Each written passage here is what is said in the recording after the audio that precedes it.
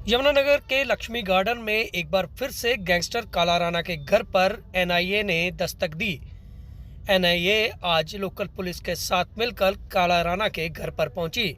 जिस समय एनआईए और लोकल पुलिस काला राणा के घर पर पहुंची तो घर पर काला राणा की मां और बहन मौजूद थी। ऐसे में काला राणा की मां यह कहती भी सुनाई दी कि वह मकान उसके नाम पर है और उसने वह 2007 में खरीदा था। ऐसे में कोई भी किसी का इस प्रॉपर्टी पर अधिकार नहीं है क्योंकि वह प्रॉपर्टी उनके नाम पर है।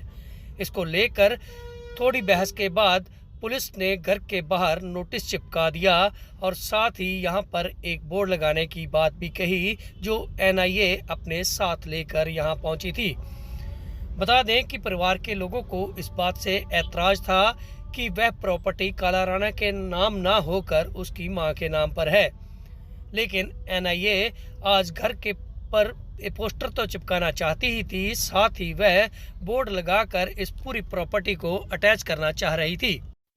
एनआईए ने जैसे तैसे अपने काम को अंजाम दिया और एक गेट पर पोस्टर चिपका दिया जिसकी वीडियोग्राफी भी की गई। और वहीं दूसरी तरफ एनआईए ने जो बोर्ड बनाकर अपने साथ लेकर आई थी उसके लिए भी दीवार को तोड़कर वहां बोर्ड लगा दिया गया ताकि इस पूरी प्रॉपर्टी का ब्यौरा बाहर से ही लोगों को दिख जाए। बता दें कि एनआईए ने इससे पहले भी काला राणा के घर पर दस्तक दी थी और तब काला राणा के पिता को हिरासत में ले लिया था। बता दें कि इन दिनों काला राणा तिहाड़ जेल में बंद है और उसके बावजूद घर पर लगातार एनआईए दस्तक दे रही है, जिसको लेकर आज देखने को मिला कि जब पोस्टर चिपका दिया तो स्वयं पुलिस वाले भी इस पोस्टर को पढ़ते हुए नजर आए, तो दूसरी तरफ बोर्ड को लेकर भी काफी जद्दोजहद करनी पड़ी क्योंकि एनआईए पूरी तरह से इस बोर्ड को घर के बाहर लगाना चाहती थी। ऐसे में दीवार पर एनआईए ने इस बोर्ड को लगाकर पूरी प्रॉपर्टी को अटैच कर दिया गया। बता दें कि एक तरफ एनआईए ने इस प्रॉपर्टी को अटैच किया है तो वहीं दूसरी तरफ काला राणा के परिवार की तरफ से बार बार यही बात करते हुए नजर आए कि यह प्रॉपर्टी 2007 में काला राणा की मां के नाम पर खरीदी गई थी और उसकी मालकिन काला राणा की मां है, जिसको लेकर एनआईए ने साफ कर दिया कि वह इस प्रॉपर्टी को अटैच करने आए हैं और वह कर ही जाएंगे। घर के बाहर बोर्ड लगाने के साथ साथ परिवार के लोगों के सिग्नेचर भी ले लिए और यह कर दिया कि उन्होंने प्रॉपर्टी को अटैच कर दिया है। हालांकि जब तक बोर्ड लगा रहा तब तक वहां मौके पर भारी पुलिस बल भी मौजूद रहा। ऐसे में महिला पुलिस की भी उपस्थिति यहां पर देखने को मिली।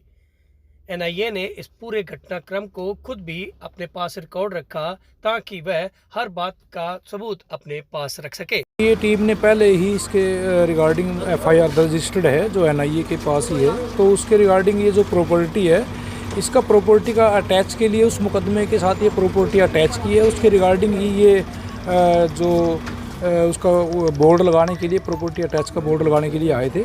इन्होंने घर के अंदर कोई सर्च वगैरह ऐसा कुछ नहीं किया, केवल घर के बाहर ही इस प्रॉपर्टी अटैच का बोर्ड लगाया है ताकि इस प्रॉपर्टी का ये रहे कि कोई बेच ना सके और ये प्रॉपर्टी उस मुकदमे के साथ अटैच की है। तो सर क्या गैंगस्टर एक्ट के तहत ये अटैच की गई?